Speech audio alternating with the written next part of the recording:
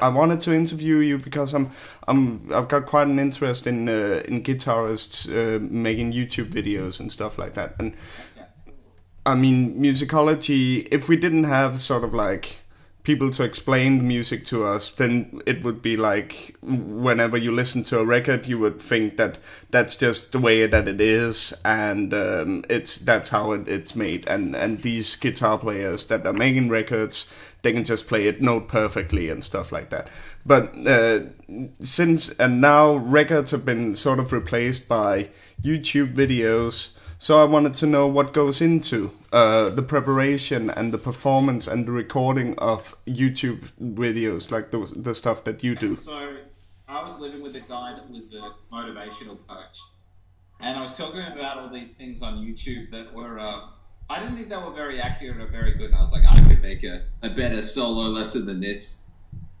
And he said to me, if you think that you're one of the best, then you need to, you need to prove it, because you're just a dickhead who's squandering his talent. If there's all these people out there that you could share that with, you're being selfish not doing it. So I was like, oh, fine. So I started. If you go back and look at my early videos, I'm like, okay, I'm not used to talking to a camera. I've got this grainy, shitty camera that I'm talking to, and I'm fumbling and I'm not very confident. And now I'm at a point now where I've got, a high def, and I talk to the camera like I'm talking to all my subscribers. It's completely different now. Yeah. Does that kind of explain sort of... How long have you started? That was a couple of years ago? Or? That would have been 2012. So it's just a bit over 2 years now. Okay. I remember getting, my 100th subscriber being like, yes! And now I've got like nearly 27,000. Every month I'm getting more excited by how much it's building and that word is spreading. Yeah. I think writing for Ultimate Guitar as well, that really helped me out quite a lot. Okay, so you do that as well? Yeah, so I write articles for them, and I've been doing it. I teach full-time as well. I teach guitar at a school that I founded about 2 years ago. Okay. We teach a lot of different things there, but predominantly it's known because of, we teach heavy metal and rock guitar and that kind of thing. But I want to steer a bit clear of that. I sort of want to be more focused on YouTube and my other songwriting and other things. I'm not very interested in being, a business management kind of guy. It's not fruitful enough for me as an artist, if that makes sense. There's lots of bills to pay, there's lots of things to deal with, there's lots of tax, there's lots of accountants, there's lots of boring things, and I wasn't where I wanted to be. So I think the next couple of stages are going to be focusing on that. Okay, so you started the music school at about the same time that you started doing YouTube? Yeah, I did, about the same time. I've always been teaching and had some things there, but I wanted to open up a music school, and at the time I was really excited and really hungry. Now that YouTube's grown and I've started doing Skype lessons and I've started writing music for myself and writing articles for Ultimate Guitar, it just sort of feels like, the next stage for me is to be more invested in those things and be more worldwide than, be so confined to my suburbs and, only teaching people that live in, just around the corner when you can reach a whole world. It's such a small way to think, and I'm very, very excited by not being trapped in Melbourne, Australia, and being able to, even just have a conversation with you now is something that I've done with my music has led us to have this conversation. Yes. And that can't happen if I continue to think small, Yeah. That's what music can do. It can bring people around the world together. Definitely. Okay, so... tell us about I want to start on by there's like two sections to the rest of this interview. There's like what goes on behind the scenes and what goes on behind the videos. So the scenes, that's like the physical thing and the setup and the preparations and the editing and stuff like that. So we'll talk about that first, and then we'll talk about sort of like the business or the branding side or the purpose for why you're teaching. So, but tell me about your setup, and how do you choose what songs to record? Sort of like what goes on before you record the video. I mean, when I started off, I mean, it was all kind of up to me. I was like, will this get me attention? Will people like this? You know what, whatever. And then the subscribers build, and people just start hounding you. They just start saying, "We want this. We want this." Yes. And I've had people talk to me like I owe them something. They're like, "I've asked you like 5 times. I'm so sick of writing on every video. You know, it's about time. We deserve this." Listen, I'm like, "Excuse me, I haven't even fucking met you." You know, but you know, the ones that are polite enough, and even my girlfriend, she goes on and looks at my things, and she's like, "There's a lot of people requesting Eruption by Van Halen. You should do that, sweetheart." I'm like, "Yes, dear." So between her and myself, I guess, we try to look for the most relevant requests, but there's some times where I just want to learn something really, really hard and stupid, regardless of if it's going to get 100,000 views or not. Occasionally, I've just got to do something silly that's really going to challenge me. Like what? But Winter Sun, they're a Finnish band, or you know, Children of Bodom are quite difficult. Yngwie Malmsteen, you know, just something that's really going to push me out of my comfort zone. Jason Becker, sometimes that's good. If I do too much sort of, what can I say, like Guns N' Roses, if I do too much Metallica, if I do too much Bullet for My Valentine, or a classic example, I get heaps of requests, and their solos are very, it's almost like they're out of an exercise book for beginner metal guitarists. Like, there's an arpeggio, there's a run that's based on a pentatonic thing, and I can almost get inside the head of the guitarist and understand what his thought process was. It's like, all right, so the first section's going to be this, and then I'm going to do an arpeggio, and it's all just so straight and formulaic. It's not this flowing piece of music, and yeah, I'll get very bored and stagnated if I sort of do too much of that stuff. So occasionally I'll do something really selfish and just pick something I like. Like I did a Django Reinhardt song recently. Yes. Yes, and Gypsy Jazz is not, you know, by any means like up there with Avenged Sevenfold or Megadeth or all the other crap I get.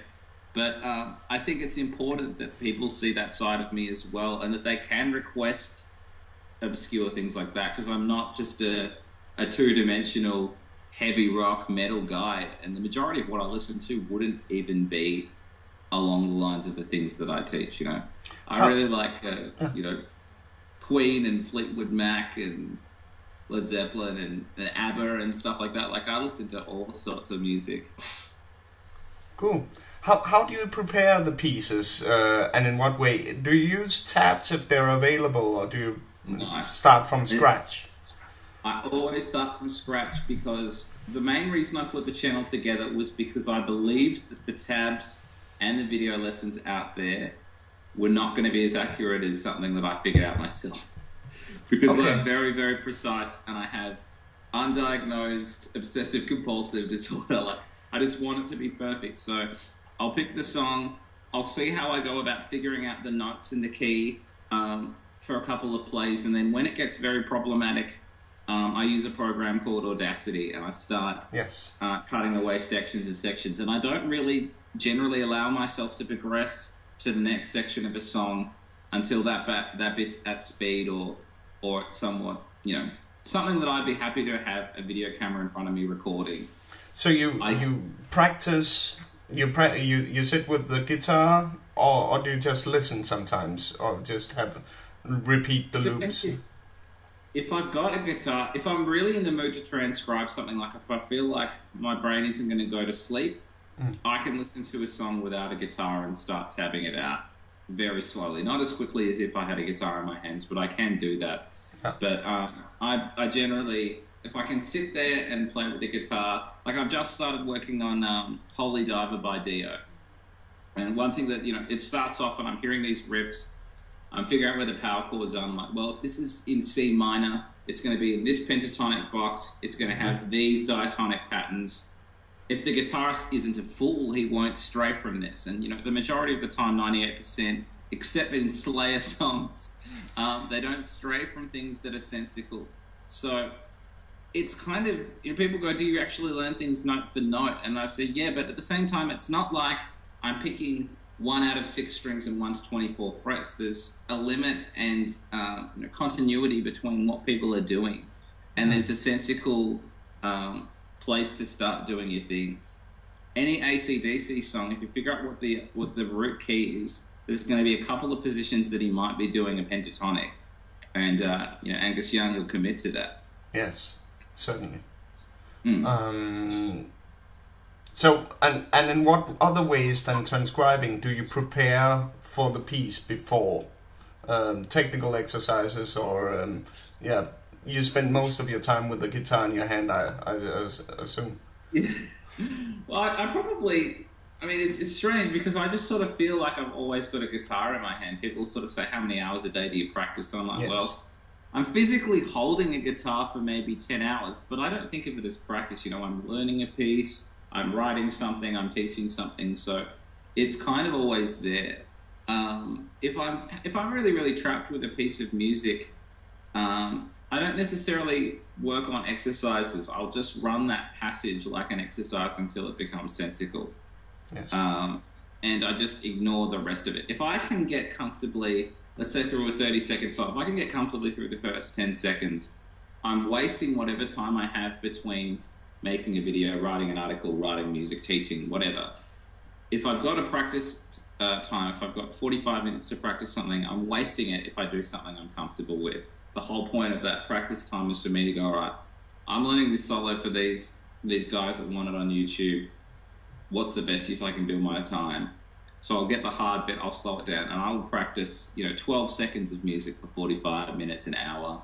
The Winter Sun song I did, I ended up splitting up into 12 chunks that I practiced every day, 12 miniature chunks, and then I ended up having to upload three 4-part series to that. It was just so ridiculous.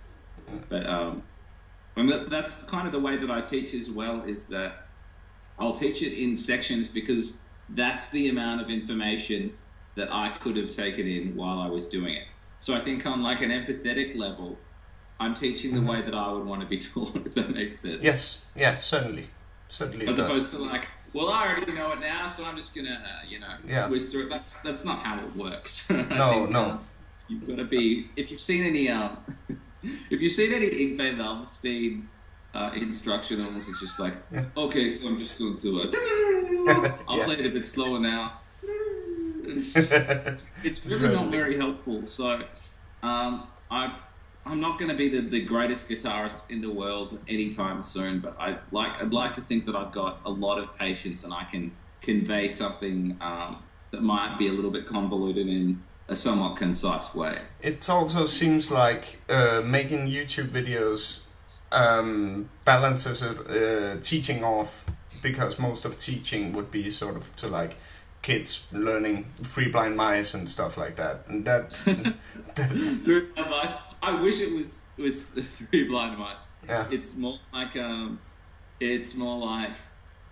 Taylor Swift and U2 and what else? There's a lot of people that want to learn cool stuff as well. Today I taught some Led Zeppelin and I taught some Eagles, and I really like teaching that. But if I taught that all day, there's this creativity and there's this technicality and there's this need to be challenged, and I'm not the kind of person that gets complacent. I have to be busy. I have to be challenged, and that's what's been so great about YouTube, is that every week my to-do list gets longer. I'm never going to finish it. Yeah, definitely. It's massive. So it's always something that's going to mess me up and challenge me. Yeah. Tell me about the recording session as a sort of like a self. What do you do? Where do you record? It's almost always the same place, and is it the same time of day? The last 2 years has been entirely at my office at work. So if I've got a couple of gaps between lessons, I could just practice in between them. But if I'm sort of bored of practicing and I'm sort of at a level where I don't really need to be practicing my pentatonics and my arpeggios and getting a clicker out and doing that kind of thing, I think there's a time when you don't necessarily need to do too much of that anymore. So if I've got a chance, I'll get my camera out and I'll just try and record a couple of sections. I don't nail it always on the first take. And that's not necessarily a playing thing. I might be explaining something and I say the wrong fret, or I say a hammer-on when I do a pull-off, or something's not working and I hear myself talking and I'm just like, nah, delete, we're not keeping that take. So I do it all basically myself. I have this laptop that I'm talking to you on, and then I have a Canon, just a digital HD camera that goes in front of me, and then I'll just have my amp and my guitar and just talk to you guys through that. And generally, as you see the transitions go through the videos, that's how I do it. Each one of those is one take. And if it's a 5-parter, I'll have an introduction, an end, 5 bits. And as of recently, about 6 months ago, I decided I'd start adding in tabs because people were telling me, oh, this would be so much better if you had tabs. And I was like, well, it's a lot of effort. It's a complete pain in the ass to figure this all out and then put it into a tab and then cut up that tab and then insert it in while editing. Yeah. And I think people don't realize that there's a lot of stuff that goes into this that isn't playing guitar. Yeah. Tell me about that. Do you use like a camera? Yeah, of course, but yeah.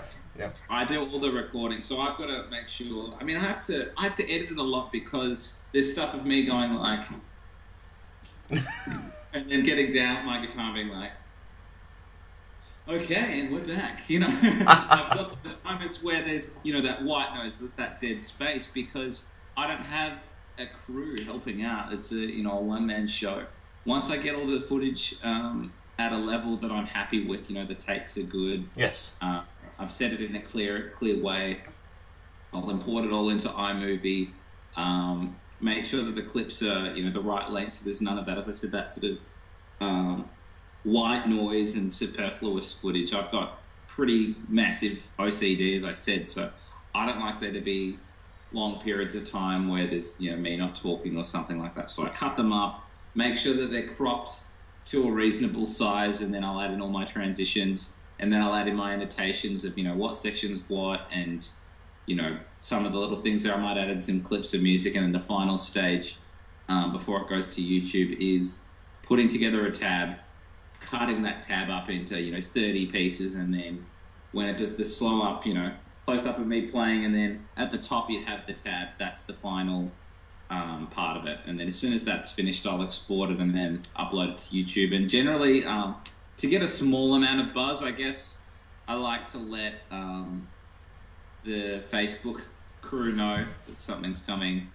Get them a bit excited. They're kind of, I mean, the YouTube guys, my subscribers will write on the videos and say stuff, but the Facebook people will kind of harass me a bit more personally, and some of them I'm actually friends with on Facebook now, and we kind of chat a lot, and we'll talk about stuff that isn't necessarily guitar all the time as well. So the people through the Learn That Solo Facebook, I guess, get a bit more of a personal interaction, and I think I take their requests a little bit more seriously as well. Okay.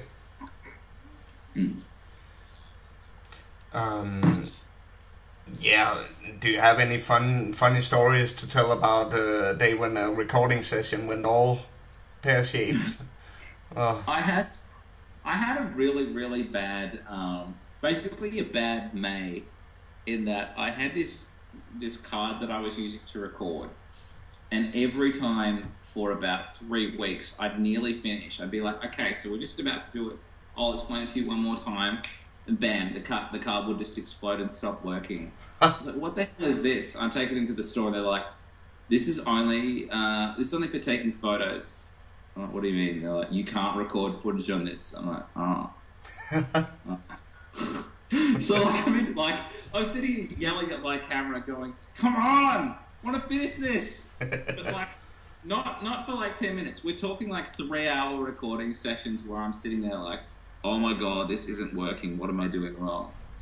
So I finally got this, HD card that can do, I don't know, when you're recording, it's 400 megabytes a second. And because I record in 1080 HD, that kind of helps out a little bit. But a lot of people don't see the technical difficulties. They don't see me screwing up. They don't see the practice sessions where I put my head in my hands going, is this beyond me? Am I going to be able to do it? How? Yeah. Like, could she play it perfectly? That's so good. I'm like, it didn't just happen. Yes, and that's why we're doing this interview. So everything you can say about it. How many hours do you take? Let's take Hangar 18 for example, because that was a bit of a challenge. Freaking epic. Well, the thing is, like, a lot of these songs, because I've taught them over the years, I have taught them before, but when I do it for YouTube, I take it a little bit more thoroughly, because you don't have someone in the room waiting for you. You're not wasting their half an hour of payment to watch you figure out a thing. So I would have got 80% of the things, but these tiny little nuances. There's some really tiny slides and bends that Marty Friedman does in that I really wanted to get absolutely perfect. So I cut that into 3 or 4 parts, I think, Hangar 18. Yeah, 4 parts, yeah. Must have been 4. That was just on the cusp of me starting to do HD lessons as well. So the first thing I probably only practiced for about an hour, because I sort of knew it. And then when it started to get to the other sort of bigger solos, that would have been, I might have put in about 3 hours to each of those. And then there's the 4th lesson, which has the 5 trade-off solos. It goes Dave, Marty, Dave, Marty, Dave. Yes. And that was like learning, well, obviously it is, it's like learning 5 mini solos. And there was some really, really strange note choice, and I had to slow that down.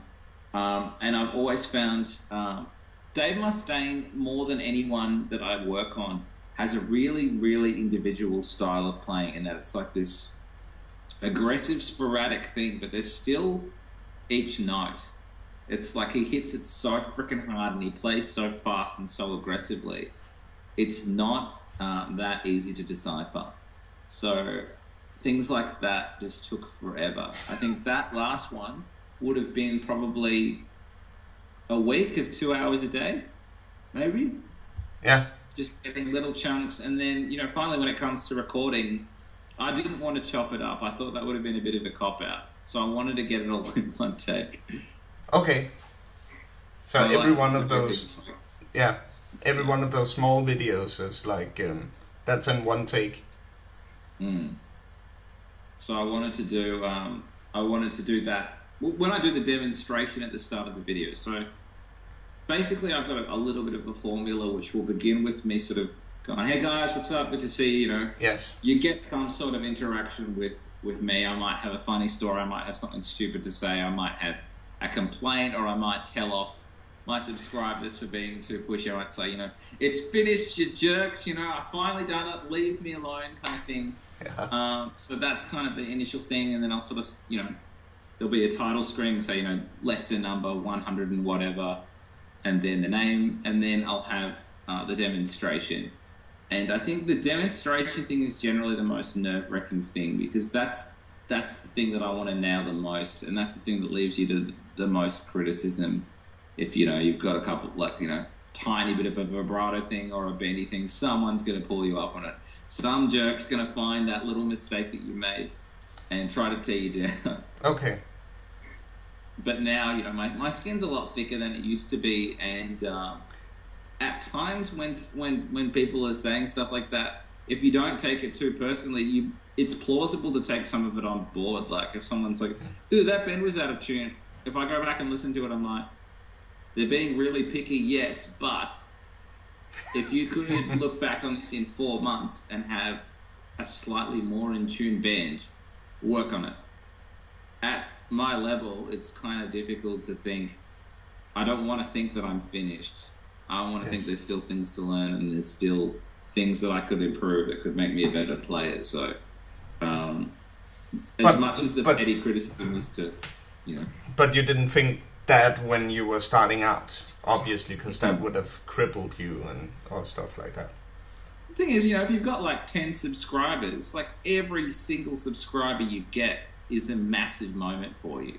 You're like, someone on this side of the world gives a crap. Someone I get up every morning before I, have a shower, and I just go through my email on my phone, and I just delete all the messages that say you have a new subscriber. And it's just like, oh, okay, cool.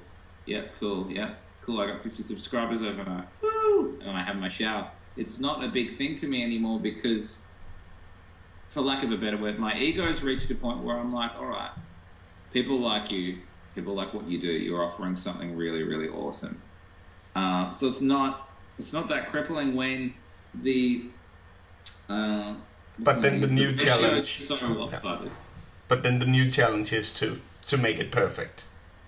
Yeah, that's why it's got to be in HD. It's got to be with the tabs. And I've started going back to these old lessons that are just a waste because they're in this low def, and I'm not that good at teaching them. I just can't help but think, if someone searched this, or even if I did, I'd go, well, I'm not going to watch that. It looks shit, even just from that thumbnail.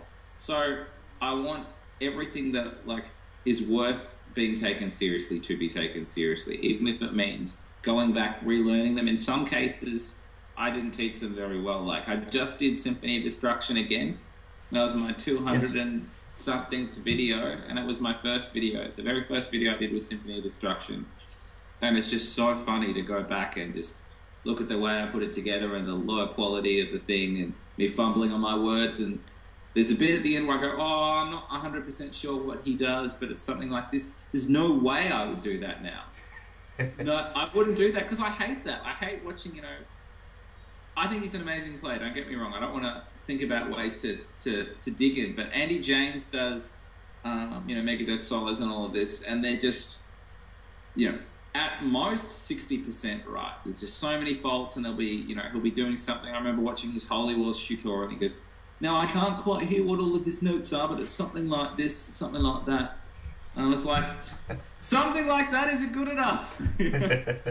So, I don't want to go back and see that in any of my videos and for people to think that's as good as it's going to be, because I need to step it up. And if I want to be as good as I can be, and if I'm going to start making more a living off this, the advertising revenue does make you a bit of money. The more subscribers you get more money, and the more views you get more money. And I could potentially make this something that... Yes, we're getting to that right now. So, this section is what goes on behind the videos. So I want you to sort of you've already done a lot of explaining on why you try and do it. But I wanted to learn about why guitarists today are posting instructional videos. What is is it to advertise yourself as a teacher or instructor, Skype lessons, or do you hope for advertisements or endorsements income, or is it just helping others? That's 3 categories, and obviously maybe it's all really, 3 of them. Really relevant. I think they're all very relevant. In the initial stages, you don't set up a YouTube channel to do those things because you can't know how good it's going to get. In the initial stages, as I said, when I got to 100 subscribers, I was like, wow, 100 subscribers, it was such a big thing.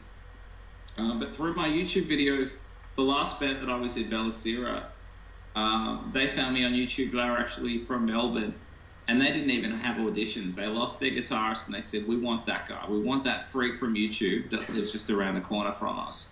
I got the gig. I toured with them around Australia, and then we got signed to a management in America. And then the management there got me an endorsement deal with PRS as well. Mm-hmm. And then just before we were about to go on our big tour, my girlfriend's mum passed away. And then, that was a really, really shocking thing. We just really didn't see it coming.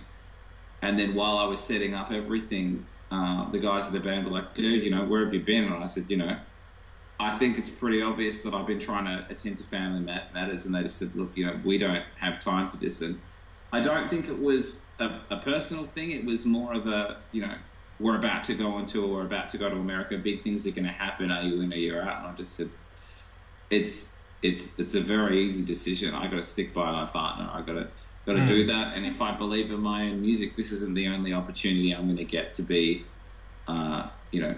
whether I want that or not, whether I want to be a famous touring guitarist or whether I just want to write music and share it with people, it was something that I was happy to give up. Yeah. But I got to keep my endorsement, which is really good. So I still got the PRS endorsement, and I regularly play their guitars, obviously, on my YouTube videos. And I've got a very good rapport with, you know, a couple of those guys, especially the Australian branch and some of the America dudes. They know what I'm doing, and they're always asking me how things are going with my solo album that I'm recording, because they want to say, you know, this guy uses our guitars on his record. He's really excited about using them. And actually getting endorsed by those guys was a massive dream come true, because I saved up for so long to get my PRS. It was like $5,000 Australian, which is quite a lot of money for, you know, a struggling, you know, musician teacher thing. I mean, I've never been too bad, but it's, you know, you're not making a squillion, you know, a lot of money every day to make those kind of things happen, to make a $5,000 you know, piece of wood with some strings on it happen. But after that endorsement came through, I got like 3 guitars ridiculously cheap, because I just said, you know, we want to see you playing these. I'm like, wow, awesome. Give me all of those. So I ended up with, I've got 4 PRSs now, which is awesome. And that's really, really cool. So we're saying that the endorsement thing. Yes. What's the other thing we're saying? Advertising myself as a guitarist. The teaching thing. I'm going to start an online curriculum thing, probably more aimed at a beginner and an intermediate sort of niche, I guess. And it won't be so, you know, solo driven. The YouTube thing is very cool, and it's a very kind of, you want to learn this guitar solo and it's the best bit of the song. It will be sort of more of a fundamental thing. Okay. Beginners, basics, that kind of thing. So I want to use the reputation I've built to sort of push that a little bit, and also, you know, to make ends meet, as, you know, while I'm teaching full time, doing my thing locally, I also do. I had a friend a guy in Norway that I used to teach. I've got a couple of guys in America. I've got a couple of guys on the other side of Australia as well. Yeah. I've got a few guys in the UK. So the Skype thing has all been through that YouTube thing, and people going, you know what, I want to get lessons from that guy. I've got a couple of questions for him. So it is good to have that platform as well, to make, you know, very good money, to just use all of this knowledge that I've got for consulting, you know. Yeah. So there's that kind of side as well. So I guess everything now, but initially I wouldn't have thought that far ahead. There's no way of knowing that it's going to get as big as it has. And I would like to hope that I'm only just scratching the surface of how good this can get. And can you charge more for Skype lessons than you would for like normal music school? Absolutely. Absolutely. Because the quality and the technicality and the advanced nature of the lessons, we're talking about fanatics that have seen me play some really, really difficult stuff, that have some obscure questions, that might want to know things about, you know, how to use modes correctly, how to do this, how to do this, how to do that. If they wanted guitar lessons, they could go anywhere. Yeah. They've directly sought me out as a guy in Australia, just here in this little part of Melbourne, and said, you know, we want you to teach me. And I think part of that made me say, well, if they want you that badly, they're going to have to pay for it. And you can put more time into your YouTube videos, you can put more time into recording. You know, and my partner's working really, really hard at the moment. I want to be able to play guitar enough so that she doesn't have to work as much, and we can, you know, eventually settle down. But more than anything, I want her to finish a psychology degree, and she can be on her path as good as I am on mine, because, you know, I'm loving life and I've kind of arrived where I need to, and I'm happy to keep going in that direction, but she's kind of in the middle. And, you know, it breaks my heart to know that I'm living my passion. She's so close to living hers. So exactly. It's kind of a good financial goal to think about, taking care of someone else with your talent, if that's possible. When you do Skype lessons, or when you communicate with the YouTube community, is there anything that you hope to convey, like an element of discipline, practice mentality, or or is it, or any ideals or something? It's not really apparent when you're watching it, but is there behind everything? Well, this is really, really interesting because I have a student that has a really, really sort of rare but not so dire form of muscular dystrophy. So he had a muscular disorder, and he lives in Melbourne, but he found me on YouTube, and he called me up and he's like, look, it's about a 40-minute drive, maybe an hour drive from my house, and he goes, I want guitar lessons from you. And I said, oh, that's really, really nice. And he goes, look, I've got this disease, and he goes, I need help getting my guitar up the stairs, and I need doing this, and I'm really weak, and I need to sit down a lot, and I can't stand for very long periods of time. I'm like, yeah, that's cool. And he goes, I wanted to get you as a guitar teacher because you seemed like a good guy. I'm like, that's not something that I would have thought came through in my videos, that someone would go, I want that guy because he seems like he'd be really understanding or he'd be comfortable. And that was a really, really big moment for me. I had a situation a couple of years ago where a couple of kids in America got in touch with me because one of their friends died in a car accident, and they sent me a song that he'd written. They said, we really want to play this song. He died before he could teach it to us. Can you figure it out? It's like, I can't say no to that. You know, they've sought me out. They want me to do it, and they're like, oh, you know, we don't have a lot of money. Can we give you $20 for it? And I was, you know, I would have spent 4 or 5 hours making, you know, I didn't put it on YouTube, but I made a video of me playing it and then made a tab of both of the guitar parts intertwining and that kind of thing. And yeah, I just thought it was really amazing that they wanted me to do that for them. They sought me out and they wanted to share that. And very recently I had all of my Orion series by Metallica was dedicated to Jesse Downing, this really, really sweet kid in America. His uncle died on the way to teaching him Orion. So this kid's uncle dies, and he's like, look, you know, I really wanted to learn this. You're my favorite guy on YouTube. Can you please teach it? And I was just like, oh, you know, fuck whatever else I'm learning right now. I owe it to this kid who's had something tragic happen, and he's looking to me to say, this is going to help me with the grieving process. You look like the kind of guy that would give enough of a shit to do this accurately and to get on top. I was like, I have to do it. And those kind of things, I would like to be, you know, to at least be portrayed as someone with a bit of a sense of humor, but someone that also really gives a shit about, you know, being happy and people exploring the creativity and using music. It's not only a coping mechanism, but just a way to improve the quality of life. Yeah, that makes sense. Yeah, that's cool. Without getting too mushy. Yeah. It's all right. You. It's real. Yeah, cool. What's your opinion on Learn That Solo as a brand and on branding on social media? I'd like to, you know, the first couple of things, it was just something that I came up with that I started, you know, doing as a tagline. I'm not sure whether the brand Learn That Solo or my name is more of a thing now. No, I don't know which one I would push more. I don't think about it too often though, as like, I think of it more as you know, I'm Chris Zoupa and the show is called Learn That Solo, but I think more than anything it's my face and my personality, and Learn That Solo is just sort of, I guess, what's on the menu, you know.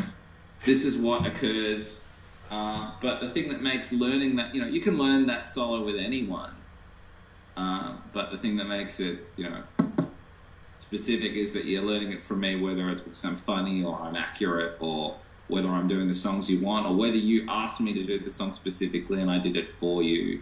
Yeah. I think as a brand, it comes back to being associated with me. It's always just been me. So, as far as a branding thing goes, I think it's all luck if people start not thinking of me as the learn that solo guy. I don't know. I'm back. Don't worry. It just did a ping. It did the ping, and I was like, shit. Let's go back there. Sorry, could you ask that question again? Sorry. These days, it seems like more and more guitarists are starting to post videos on YouTube. Where do you see this phenomenon going? And will people and yourself still do it in, say, 5 years? Will I still do it in 5 years? Did you say? Yeah. Yeah. Do you think that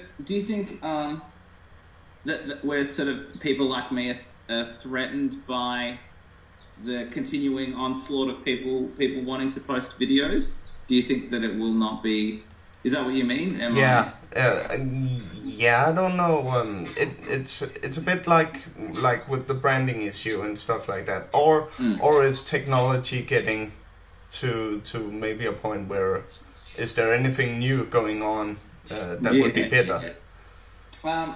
Look, I'd like to think that there's always going to be kids learning music and then posting videos of themselves on the internet, just for feedback from friends. And you know what? Occasionally you're going to get freaks like Ryan Sue, who's a kid from Sydney. I'm friends with him on Facebook, but that kid is amazing. And you get people that are actually raw talents that inspire. I don't think it's going to stop, and I think people are going to keep doing it. I can't see it snowballing any more than it already has, you know. YouTube's jam-packed with shredders and that kind of thing. But I think what I have, without sounding too arrogant, is really, really, really unique in that I'm so determined to get things right. And my ear is, more so than most guitar players, I think my ear is what my gift is that I can hear stuff, I can figure it out, I can, to a degree, mimic that guitarist and then get something, you know, very, very close to the original. And people tell me, you know, this is the best video for this on YouTube, or you're one of the best teachers on YouTube, which is a really, really big thing to hear coming from where I have come from. Yeah. But yeah, I think, look, I love YouTube, and I love that that people can just, you know, over the next 5 years, I really hope that it doesn't stop. You know, bands are going to keep releasing new music, and people are going to want to keep sharing their covers, or if they discover something awesome, they're going to want to share it. Like a lot of mine, I don't know if you know, I've got like a little exercise thing called solo builders that I'll do. And the thing with that is that if I've discovered something like it's a cool tap sequence, or, you know, I did that Django Reinhardt thing, and I started getting into this swing thing, and I was experimenting with chromatics with jazz, and that wasn't something that I was doing at all. When I started to get some sensible things, I'm like, all right, how can I put this into a situation that people can make an exercise of it and then understand it? And then as soon as I had it, I was like, I have to share this with someone. This is too cool. I want people to be able to do something with this. I think that enthusiasm for creating something and sharing knowledge, and then, you know, I'm friends with other guitar teachers on YouTube. It's not like we're in competition with each other. You know, I don't know if you've heard of Kevin Getz from Mute Prophet. And there's another guy, Ben Eller. He does all the Why You Suck at Guitar. Yeah. Ben Eller's amazing, and I watched his videos. You know, he talks about sweeping. I had some pretty sucky vibrato. You know, there's the times where I'm rushing it, and I'm getting nervous, and I do this thing, and the camera's in front of me, and people are like, "Ooh, your vibrato shit," and I was like, "Let's see what I can do to improve that." Stop taking it personally and think about something that you can do to make yourself a better guitarist. And I was watching him, and he said some things that really, really clicked with me. And I'm like, shit, you know, just because you're a teacher doesn't mean you stop learning and that you're the best and that you've got too much pride to learn anything new. So I hope that there's other teachers that I can keep bouncing off, and there's other guitarists that keep doing things. You know, even the independent musicians who are, you know, not even uploading covers, they're uploading their own video clips and their own virtuoso, you know, pieces of music. So YouTube is both a place to learn and a place to share stuff. Yeah.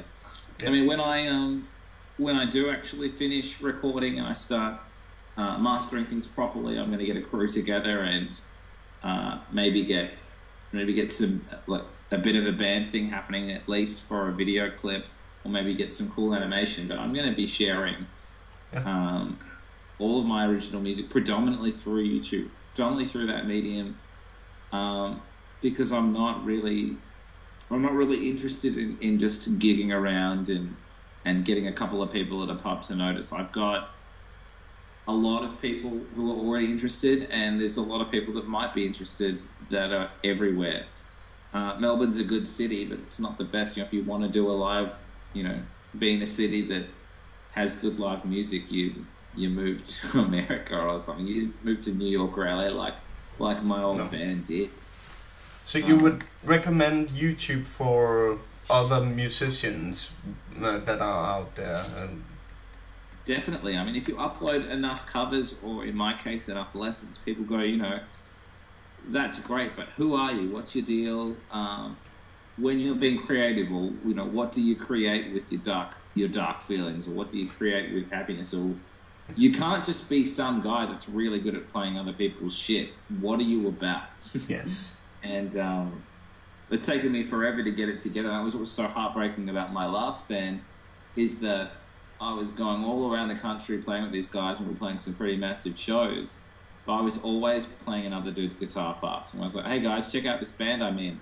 I'm not on the album. I'm not in any of the video clips, but check it out. And people are like, oh, this is pretty good. It's a shame that you're not in the video clip and you're not in any of the songs, you know? So I couldn't really plug that as something to be excited about. But my new original material, I can say without a doubt, is the best stuff that I've ever written. Tell us a bit about that. Where to start? I'm trying to combine a lot of influences, you know, my old metal. My partner's going to be home soon. She's going to think that I'm so awesome. Okay, sorry. Got distracted by the oven. Original material. I'm trying to combine, I guess, like these modern sort of gent influences with a bit of the jazz that I grew up with and a bit of the rock that I grew up with. But I really don't want it to sound dated. I want it to be current and fresh and exciting.